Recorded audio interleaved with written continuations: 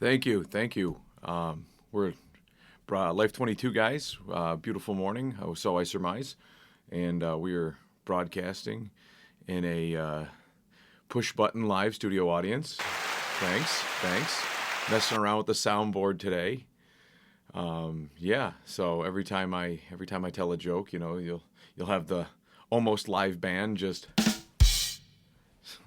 Sorry, just messing around with the new soundboard. You got that this morning. So if you're on audio only, you didn't get to catch my the beautiful stylings of my facial expressions as I did got to press some of the buttons on my new soundboard. So as we mentioned in previous couple shows previous, that we just got a new the Zoom Pod Track P4 and then all of our XLR mics so that we can all the Samsung,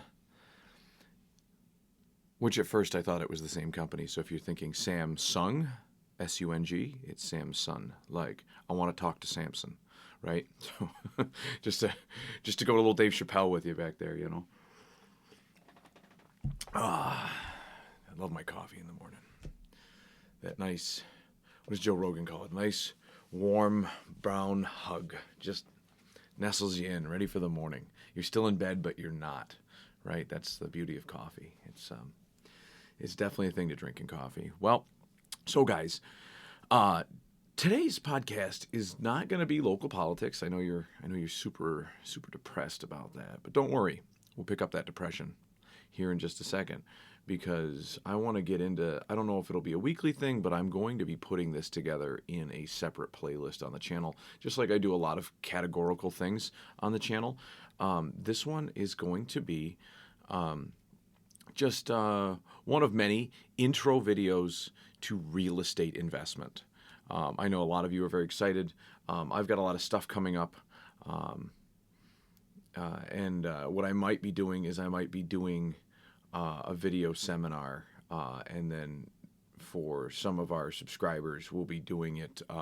You'll get the real time, maybe even live feeds into negotiations, into thought processes while it's going on, and then afterwards to the general Joe, who's not one of the the people that are in a higher tier of our subscribers. We are going to you'll get access to that later, but early access will come with those who really help support the channel, and we appreciate you. So that said,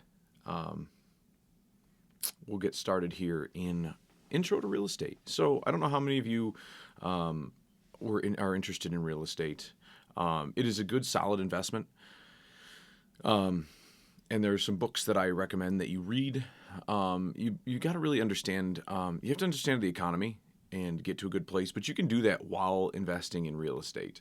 So obviously there's the Robert Kiyosaki Rich Dad Poor Dad, and pretty much any book in his series. After you read that one first, and then try to progress your way through the Income Quadrants book. That was good. That was the second one, I believe, in the series, maybe the third. So I recommend going through those, reading Thomas Sowell. Get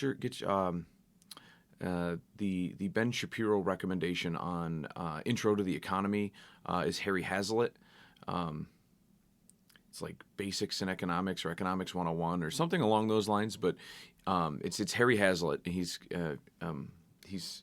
does a great job conveying it. Actually, when I got that recommendation from Ben, I hopped on and read it, and then that's what got me into Thomas Sowell, who does more of a deeper dive in a lot of his different books on different topics. Cosmic Justice is a good one. It's funny how if you take an economist standpoint, you can kind of get a real good grasp of the world. People don't seem to think about that, right? Like, how do you catch a good criminal? Like, right, follow the money. The Elliot Ness method. It's just how do you catch these people, right? How do you follow what they're doing? How do you better understand something, right? Well, if you turn things into dollars and cents, then you can quantify it, right? It's just one more way. Once you can convert it to like a number, then you can put numbers on paper, and then you can do math. And math is easy, it's trustworthy, it's reliable if you do it correctly. Like, obviously user error is going to flaw your math, but those flaws are easily rooted out because anybody else can come along and realize that you've made a mistake with your math. Where when you're writing or you have a theory and it's not, there's no quantifiability. There is no proofs to theories or ideas, right? So, but when you quantify them and you turn them into math and then you apply them to the real world, that is your scientific experiment, right? So, and the scientific experiment I'm describing here is ROI. It's one of those beloved anagrams that you will find in the real estate investment world, right? And I am probably would be considered a novice compared to some of the elite investors out there, but I can give you my insight, and then I can invite you to join me on the journey that I take through real estate. And eventually, someday, I'll be like 100 years old. Well, I might even be just 60 years old. I could double in age and still be. I could double in age and still, and probably just be, a journeyman. Maybe I'll be a master. I'm pretty good at mastering tasks, but I think I've got a really good grasp. And if I'm a novice, like, you guys must be newborns. You know what I mean? There must be, so I'm just saying there's people out there that are just well more versed in these topics than I am. But so ROI stands for return on investment. So what you're going to want with your return on investment, and if you don't understand what that means, right? You want to invest in a property and then you want it to return proceeds to you. And today, actually, this is what got me thinking about this was I have a lot of clients that I'll deal with from a repair standpoint, from a, they'll seek me out for guidance. There's different realtors that'll forward me to customers. I just had to deal with, I had to help one the other day. One of her investment properties burnt down. I had to walk her through the whole process. I pretty much, there's a lot of hand holding that I can do. I bend over backwards for my clients. And so like it was dealing with insurance companies on her behalf and things like that, kind of explaining, giving her the best method. Other people gave her ideas. I showed them where those ideas were flawed and like how the best way she can progress through the decision-making process on what she should do, and then reinvest in the market. And inevitably, that's what they wanted to do anyway. So obviously, there's still a guiding process here. And ultimately, she's the decision maker, right? So, but most people, I have other clients that they just, like, I'll have clients that will have their own clients, and their clients just don't listen. And I think it's because I never get a one-on-one with them. I never get to speak to them more broadly. But most people get into the real estate game, and there's like mainly two different categories of real estate. There's probably a third category, but I would separate that from real estate investment. And that is you buying a home, right? So you buying a home, we're not going to delve too deep into that. It's going to be a brief, right here it is. You're going to buy a home. When you live there, it is an expense. Everybody considers it an asset. This is the Robert Kiyosaki, this is one of his tenets of his philosophy, is that it is your home is an expense, right? You need it to live. It's a necessary expense. It is not like a Ferrari. You don't need a Ferrari, but you do need a car to get to and from work. Maybe you don't. Maybe you can get by on a bike. Maybe you live nearby. Maybe there's never inclement weather, so you can get by on a bike. But essentially, you need transportation. You need a roof over your head. And more important than transportation, you need a roof over your head. So the roof over your head is a necessary expense. It is always an expense, because you're always dumping money into it. But it is your home, so it is a necessary expense. But do not just think of it as an investment and just keep buying into it as an investment, right? When you dump money into your home, usually it's because of something you want, something you'd like to see with your home. Does it add resale value? Maybe. But only to you, right? There's a lot of things like, oh, I would love to have, a remodeled kitchen. Well, maybe it's you and your wife love oak cabinets, but the next person just wants plain Jane sterile white. Well, they're going to tear it out and they're going to replace it. So it added no value to that particular person. So there are little things that you can do that increase your home's value. There's things that give subtle increases to value where there's no real actual value to be attained, like a paint job. You paint the siding. You scrape and paint the siding. It costs you $5,000. You just got $20,000 more for your house because it didn't look like a big daunting task. Right? And so by you paying the lesser amount of money, somebody else doesn't see the daunting task. To them, the daunting task could be 6 years, right? It's a lot of visual gratification for a small price. So painting your house brings you a big return on your investment, but you're not investing in your home to sell it. You're investing in your home because you live there, right? So a lot of people, and it is a very gray area, but you should lean on the side of it is an expense and not an investment. And in the future, it will be an investment when you sell it and downgrade, but then you're going to have to go use it to buy another one. When you sell a rental property or a flip property or some sort of investment, you don't have to buy another one. You can buy stocks. You can invest in cryptocurrency.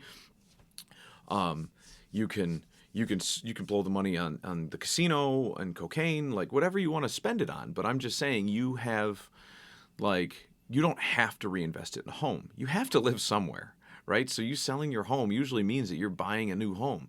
So it's literally an expense swap. You're selling one and you may profit from it or you may lose money, but your game plan is not to be selling your home. I mean, it could be part of the plan, right? Like I want to progress out of New York and go somewhere nice, warm, somewhere where the government doesn't, rip pennies from my colon every opportunity to prevent their, to maintain solvency, so. But so that is the one form of investment that, that's probably the most I can really say about home investing is that it's just a gray area. Those are the tenets you should take into it, that it is an expense. So let's jump into the main two other ways that you're going to invest in real estate and make some money, right? So you've got commercial, industrial, and residential, okay? And those are the three major forms of properties. Obviously, a vacant land, and then you can get into developing. But for the most part, most of you out there are going to, what I find is, and what we're going to focus on is more or less the residential, commercial investment. And commercial we probably won't touch on as much until later. And that's the area that I'm a little on the weak side on, and I'd like to get more into. And there is more money to be had, and I hear that there's more ease. And so, but I want to touch on the residential today. And a lot of you probably won't get into industrial unless you're getting into investment. If you're investing in, you've got a lot of money, and then at which point you're not taking advice from me. You're getting into industrial, right? So you're building a facility. You're building, a Siemens facility, a Dresser-Rand, or maybe, because even like your Targets, your Walmarts, they seem industrial, right? Because they're big industrial type buildings, but they, in how they look and they're presented, they're big warehouses, right? But they're not industry, right? So they are still commercial, right? They're commercial use. But what we're going to get into is going to be residential investments, at least today. So one of the major things to that ROI, that return on investment that people forget about, is they think they can make money here and now. I just, all right, a perfect example. An out-of-state investor, Florida, Wisconsin, a lot of them are like California out west more, and a couple of them are from Florida, Texas, but those regions. But they're usually like the bordering states. They're on the outer perimeter. They have a tendency to like, oh, look at this. I know somebody in New York. Wow, Olean, where we're from, is a nice little example of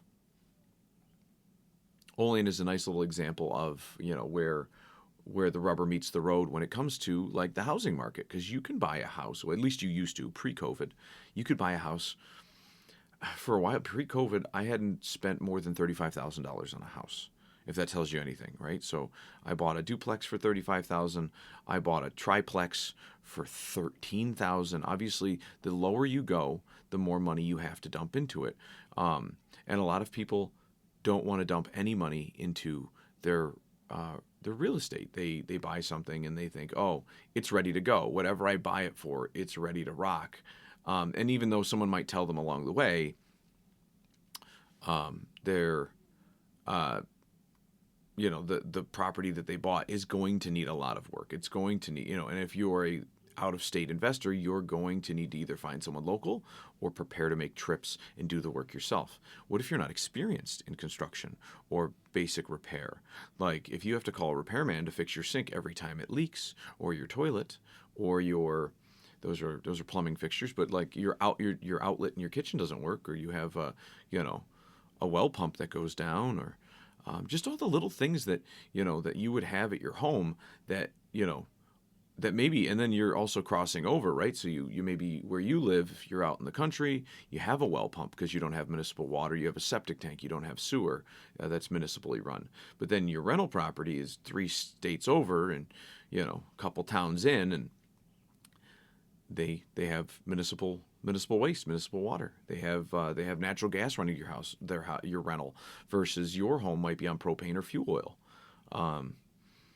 It's just one of those. So obviously location. Everyone's heard that terminology, but with real estate, I'm just using Olean as an example, right? So we have our location, and like I said, I've spent bottom dollars. No, I can't say that, right? I spent $60,000 on a 5-unit building, 1 commercial and 4 residential properties, and I dumped about $45,000 over the course of 5 years into, in the course of 3 years, into reinvesting into that property, and that was just on the residential 4, bringing them up, and then I invested another 30 into the commercial sector. Then, just recently, that same building, we're investing another about $35,000 or $40,000 into putting an addition on it to replace a roof, but allowing us to have 2 extra bedrooms to one of the apartments. And so these are a lot of the different investment decisions that we make that give us a better ROI. Because I don't mind spending money on something knowing that in the future I will get it back.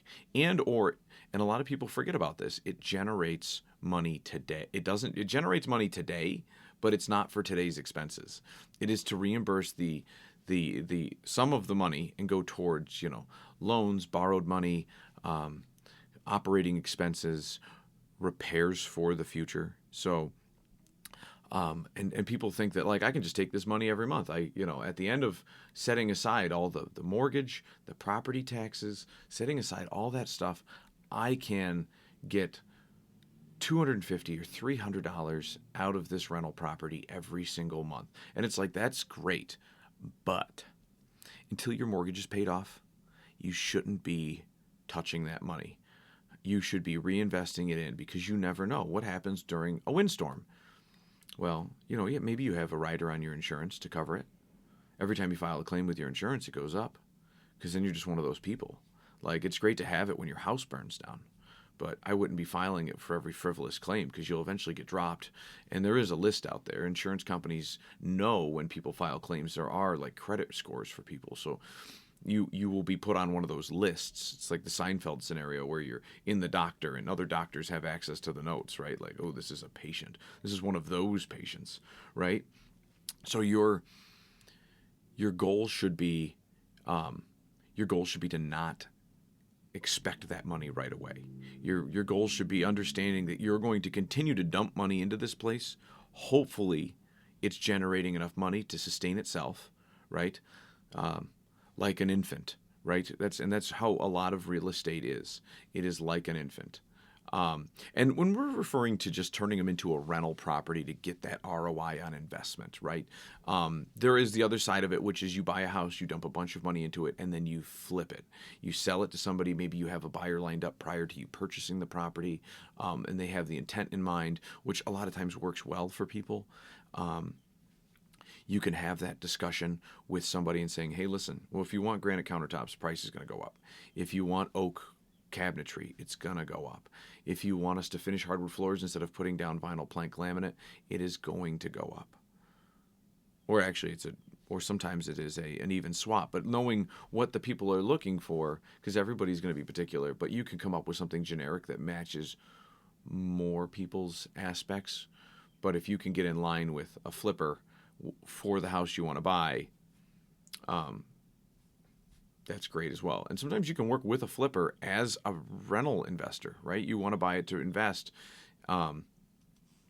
in, and someone's going to fix it up to spec, make sure everything works and all that. And you're going to pay a little bit. You're going to pay homeowner prices, right? You're going to pay the end user price, but at the end of the day, you shouldn't have very many, if any, major repairs to do. Obviously, the longer you hold it, the more you should, the more like you should just anticipate. Maybe you bought the house. Roofs are on average are 25 years, 20 to 25 years. Furnaces are about 15 years. Hot water tanks are 10-year warranted and usually last about 10 to 15 years. So these are different things that, like, yeah, if you own it for 10, 15 years, how long is your mortgage? I always recommend that people put in as much money into their mortgage as they can. You're going to save on interest. You're going to have a big dollar payment, a big nut to crack today, every month until that 10-year, that 120 payments is up. But you're going to get out of the game in terms of this rental ROIing faster. But rentals are a long game. You're going to ROI over time, not immediately. If you're flipping, you're going to notice more of that immediacy to your investment game. But I would not expect it. Don't go into rentals thinking you're going to make it big today. When you make that 10-year mark, when you make that 15-year mark, whatever you're pushing the terms on your mortgages out to, your investors, whoever, if you're doing private investment, if you're doing traditional, conventional banking, there's a lot of great discussions to be had there, right? So, and then we can get into finance on a different podcast. We can go down rabbit holes, but this was kind of just I'm throwing a lot at you today. And I might also be all over the place because there's a lot to talk about, right? So, what I like to focus on is that rental. And a lot of people don't like rentals because you have to deal with people, which is in and of itself is an entirely different aspect of rental properties. It is a negotiation with people of all sorts, depending on your area. It's going to be high-income people. It's going to be low-income people. I want to set your mentality and expectations, right? Because there are certain safety standards, right? Like I am a freedoms absolutist, right? I think free speech should exist. I think this should exist. I don't always believe in some of the human rights that people tend to throw together nowadays to tell you that they have, like, oh, I have the right to food. Like, because if you had the right to food would be free, right? That's the idea on the right to something, right? Like you have the right to speech. Well, yeah, and I mean, with the exception that, if you're mute, right, you can't speak, but that's why it also comes in the form of writing. It comes in the form of maybe you're blind, and you know what I mean. Like it comes in the form of song where you can't write, but everybody has the right of expression, right? So, but I have a tendency. So we hold. All right, so here's what my thought is, and I come across a lot of landlords, and it's usually a lot of people like those out-of-state type investors. Either they speak from afar, right? So, but at their own home, they would never do something like this. They would never let something slide. Like, oh well, you talk to you get somewhere and you talk to a tenant, and the landlord doesn't put any money into this. And I see this actually. There's a few. There's some local landlords that do this too. You'll find it's not just the out-of-staters. The out-of-staters have that shadow mentality to them where like out of sight, out of mind, and from both perspectives, right? So from the community, somebody who's investing out of state doesn't care about your community.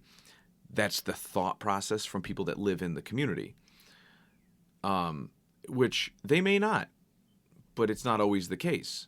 They care about their rental. They don't want to lose their shirt on their investment, so they do have some skin in the game, more skin than a lot of people that live in the community. The people in the community, you might be a tenant. You have zero investment into the community other than you pay your rent. But essentially, you can become a transient and just go to any other community and rent, right? As long as you have an income stream, you can go anywhere you'd like to go. You're not tied down by having these investments that are physically bolted to the ground. And so the argument could be made on both sides. But what I do notice is it is you also some other mentality that I notice that landlords have a tendency to not be on board with, is like if their kitchen sink was dripping, they would fix it. If their furnace was leaking carbon monoxide, they would replace it immediately. And I come across a lot of people that are like, well, we can just, crack a window in that attic where the furnace is, or the basement window, and put a fan in, and that'll keep the carbon monoxide down, or, and it's like, really? Or the toilet leaks. It's like, well, yeah, but we'll get to it. We're waiting on the tenant to pay their rent. It's like sometimes the rent doesn't come in. You still have a fiduciary obligation to maintain that building to sustain human life in a safe and sanitary manner.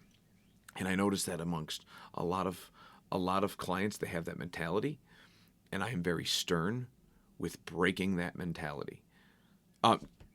With the opposition to that mentality, I should clarify.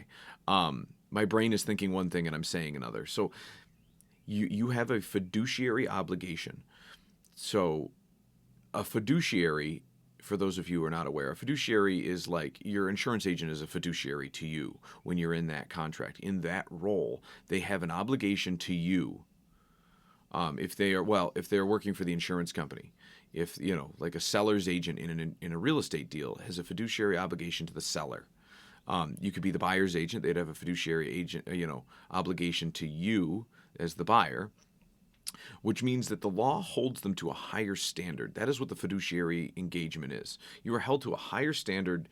Your loyalties are spelled out in writing, right? Like you can't go and deceive your client to make a better deal with the seller to get a better paycheck. Like you are held to a higher standard. And like you can't sell a house not disclosing something, for example, right? Like I had to go look at a house and one of my guys had to go look at a house for a realtor in Buffalo to sell it for here locally for a bank, for a bigger entity. It was like a non-for-profit, and for their workers. And my guy fell through the porch. Like he was like, it was close. Like as soon as he stepped on the board, he stepped off of it and it went down, and he would have fallen like 30 feet. And he made notice to them about it. And, the realtor had wanted to, well, it's not that important. It's an as is. It's like, yes, but this is like, if a firefighter was there, they could get harmed. And you would want to make sure that those types of things are corrected, because if somebody gets injured and you're aware of it, like you could be wrapped into a lawsuit. You potentially harmed their life because you neglected to tell them about this potential trap, right? That's the same reason you can't tie a shotgun to a string on a pulley behind a door to prevent break-ins. So somebody opens the door and it blasts them, right? That's why things like that are illegal. They're unmanned traps, right? In war, that is fair, right? Setting up a claymore. To do that for home protection, a little bit different story when you're living in a civilized society, not in a war zone. And so, and the same realtor also had an issue with us.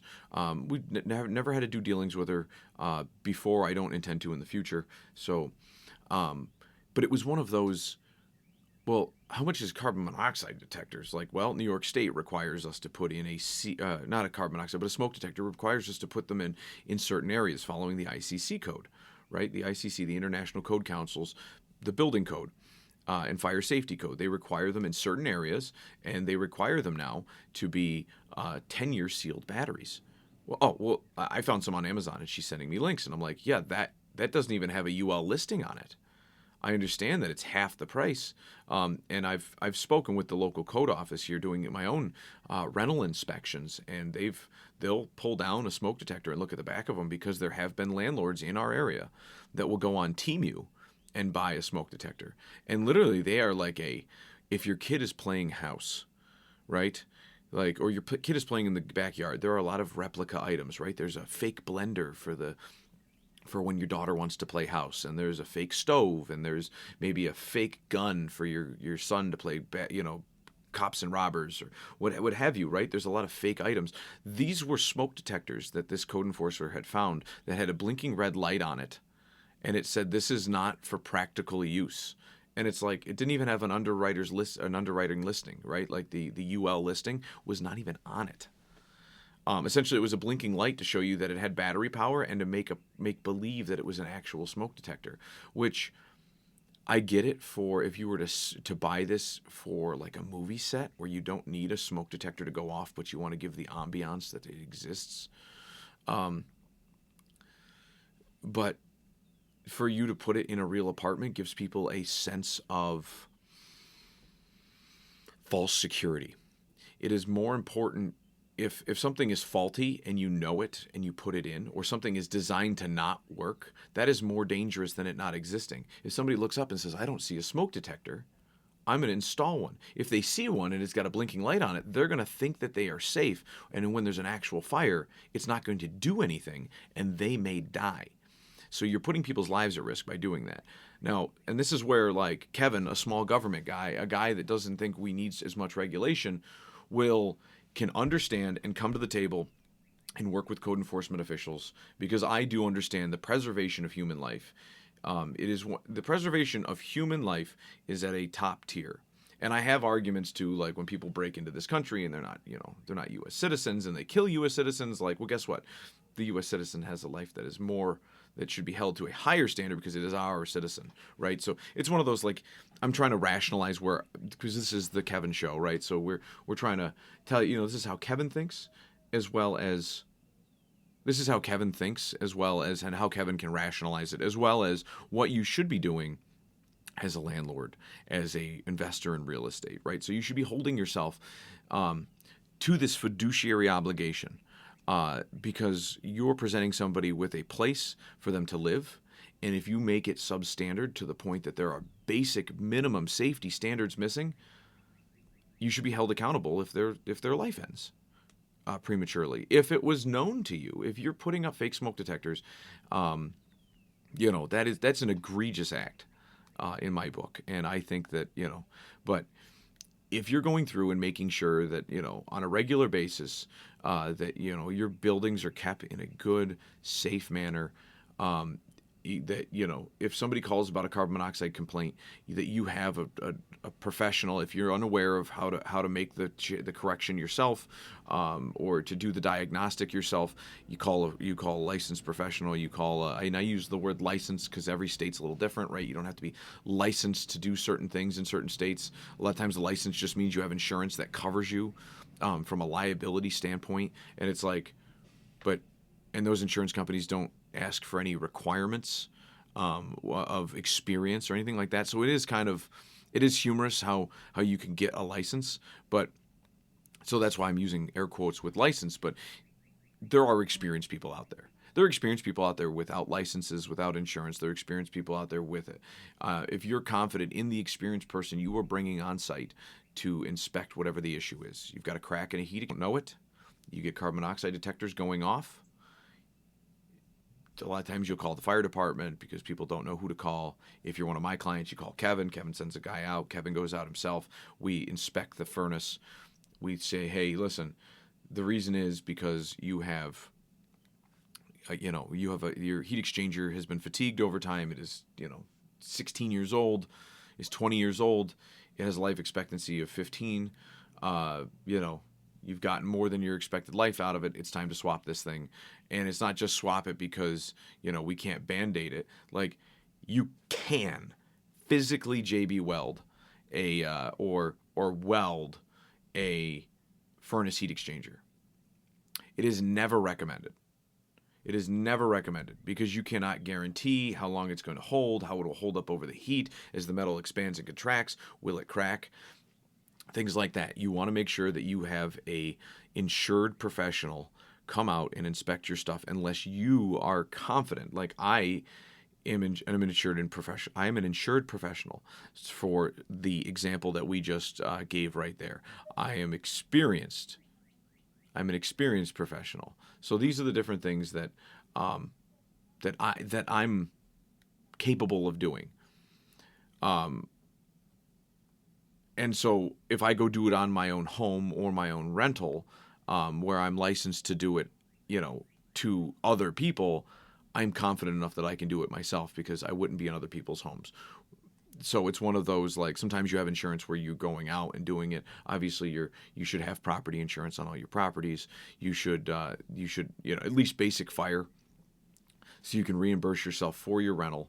You can take care of the demolition of a home, and sell it, and then it's to cover your butt as well as your local municipality, because you're teammates here with the community when you invest. So, but yes, you should. The issue is that I always find is it's like, man, you go to a place and it's like, well, the faucet's been dripping forever. Well, why isn't it? Why am I the first contractor? Yes. Why am I the first contractor? I don't know. My landlord doesn't typically call anybody, but I made such a stink I called code enforcement this time instead of just withholding rent. Or sometimes they withhold rent so that the landlord gets the message. And that lackadaisical attitude from a landlord, it's like, I understand that tenants can be petty. I understand that tenants can have, I've been to places where you get like a senior tenant who's early onset dementia, and she just every 2 days she's calling you. I had one that like she had, and I could probably go on for days with stories, but this one lady, she had a fever. She was breaking fevers, and she said that her furnace didn't work. And I was like, lady, you don't have a furnace, you have electric baseboard heat. And it was like 96 degrees in the apartment. Like, clearly, like you have like, pneumonia, or you have something wrong. And I don't know if maybe you've got like, you're having a fever dream, but like, there's no reason for me to be here. Your heat is functioning fine. We should actually probably turn it down a little bit, and we should get you to a hospital. And, you can only do so much for people, but it's one of those are the types of things that you might run into, but you should always be putting other people's safety first, obviously, because you're owning something that isn't just an asset, right? Like, I own a grocery store, and a grocery store is a bad example. I own a hardware store, and I'm selling hammers, right? Or a lemonade,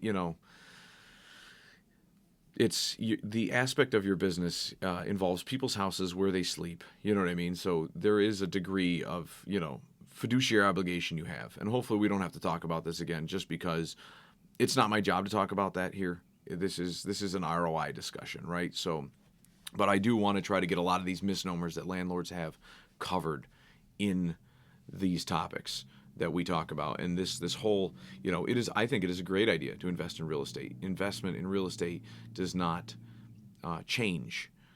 Like, the value of the dollar might change, but the value of what your real estate is worth typically doesn't. So, and that is another hard conversation and topic for people to try to understand, because everybody likes to put things in dollars and cents. And in ROI, you have to, but as Robert Kiyosaki says, I invest in cattle farms because the government can't print cattle. And it's a good way of looking at it. So we've talked about a lot of topics here today. I think it's a great start. It's a bit much. It's like drinking out of a fire hose. You're probably not going to retain all of it. You might have to come back. You may have questions. Please comment in the section below. Send us an email. It's just reach out. We're here to help. But yes, we've went over safety issues, your mentality being a landlord, your fiduciary obligation, understanding that you want it to ROI, but it is a long game. Real estate is a long game. We've gone over some different types of real estate investing, and we'll probably, this might be, my first introductory video for you guys, and we may be redoing it in the future where we have bullet points and we do a better job conveying it, where it's not just all audible. But for the most part, I think this was a good 40-minute excerpt into real estate investment, and I think it's a great thing for you to get into, and I think it's a great thing for us to kind of convey to you what we do to help you grow on this journey. I'm not going to have one video where you're just going to learn everything. And there's no way to do that, because it is a process. You have to live and breathe it. And you could watch every video that I put out on the topic, and you would have no idea until you started doing it yourself. The best way to experience something is to experience something. And with that said, guys, I hope you enjoyed this one. This is Kevin, Life22. Don't forget to like, subscribe, and we will catch you next time. Enjoy your Friday. Don't drink too much. Don't spend your whole paycheck. Save some of it for your real estate investing. We will see you guys